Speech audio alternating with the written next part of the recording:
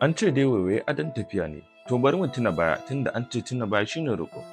Kafin zuwan makarantu masu zaman kansu wato private school waɗanda suka kawo ajin playgroup da nursery, haƙiƙa a makarantun gwamnati kusan kowa da makarantar firamare yake farawa.